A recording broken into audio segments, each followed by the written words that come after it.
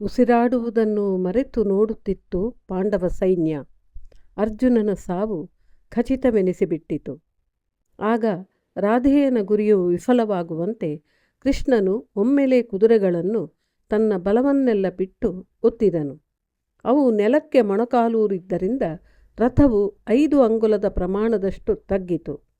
ಸರ್ಪಾಸ್ತ್ರವು ಅರ್ಜುನನ ಕುತ್ತಿಗೆಗೆ ತಾಕುವ ಬದಲು ಅವನ ಸುಂದರವಾದ ಕಿರೀಟವನ್ನು ಹೊಡೆದು ನೆಲಕ್ಕುರುಳಿಸಿಬಿಟ್ಟಿತು. ಸಾವಿರಾರು ರತ್ನಗಳಿಂದ ಅಲಂಕೃತವಾಗಿ ದೇವಲೋಕದ ಶಿಲ್ಪಿಗಳಿಂದ ನಿರ್ಮಿತವಾದ ಅದನ್ನು ಇಂದ್ರನು ತನ್ನ ಕೈಯಿಂದಲೇ ಅರ್ಜುನನ ತಲೆಗೆ ತೊಡಿಸಿದ್ದನು. ಅದರಿಂದಾಗಿಯೇ ಅರ್ಜುನನಿಗೆ ಕಿರೀಟಿ ಎಂಬ ಅಭಿಧಾನವು ಪ್ರಾಪ್ತವಾಗಿತ್ತು.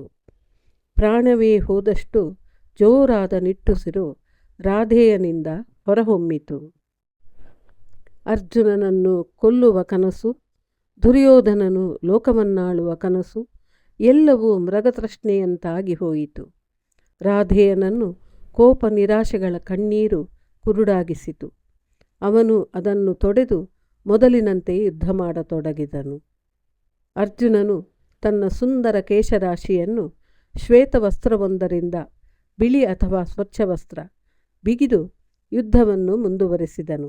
ಯುಧಿಷ್ಠಿರನು ದೊಡ್ಡ ಅಪಾಯ ತಪ್ಪಿತೆಂದು ನಿರಾಳವಾಗಿ ಉಸಿರಾಡಿದನು. ಕೃಷ್ಣನಿಂದ ಅರ್ಜುನ ಉಳಿದದ್ದನ್ನು ನೋಡಿ ಪಾಂಡವರಿಗೆ ಸಮಾಧಾನವಾಯಿತು. ಅರ್ಜುನನ ಕಿರೀಟವು ಬಿದ್ದ ಸ್ಥಳದಿಂದ ವಿಷಸರ್ಪವೊಂದು ಮೇಲೆದ್ದಿತು.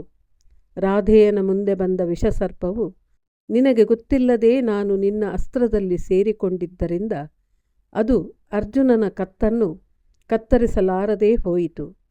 ಈಗ ಅಸ್ತ್ರವನ್ನು ಪುನಃ ಕಳುಹಿಸು, ನಾನು ಅರ್ಜುನನನ್ನು ಕೊಲ್ಲುವೆನು. ನಾನು ಅಶ್ವಸೇನನೆಂಬ ನಾಗ, ಅವನ ಶತ್ರು. ಖಾಂಡವವನವನ್ನು ದಹಿಸಿದಾಗ ಅವನು ನನ್ನ ತಾಯಿಯನ್ನು ಅದರಲ್ಲಿ ಸುಟ್ಟು ಹಾಕಿದ್ದಾನೆ. ಆ ಸೇಡನ್ನು ನಾನು ಈಗ ತೀರಿಸಿಕೊಳ್ಳಬೇಕಾಗಿದೆ ಎಂದಿತು. ಕೋಪದಿಂದ ರಾಧೇಯನು, ಓ ಮೂರ್ಖನಾಗನೇ ಕೇಳು, ಈ ರಾಧೇಯನು ಶತ್ರುದಮನಕ್ಕಾಗಿ ಇತರರನ್ನು ಅವಲಂಬಿಸಬೇಕಾದ ಅಸಹಾಯಕನಲ್ಲ, ನಾನು ಸ್ವಾವಲಂಬಿ. ಇತರರನ್ನು ಅವಲಂಬಿಸುವುದಕ್ಕಿಂತ 1000 ಬಾರಿ ಸಾಯುವುದು ಲೇಸು. ಅರ್ಜುನನನ್ನು ಕೊಲ್ಲುವುದಾದರೆ ನನ್ನ ಬಲದಿಂದಲೇ ಹೊರತು ಇನ್ನೊಬ್ಬರ ಸಹಾಯದ ಬಲದಿಂದಲ್ಲ. ನೀನು ನನ್ನ ಅಪ್ಪಣೆಯಿಲ್ಲದೆ ನನ್ನ ಶಸ್ತ್ರದಲ್ಲಿ ಸೇರಿಕೊಂಡದ್ದು ತಪ್ಪು.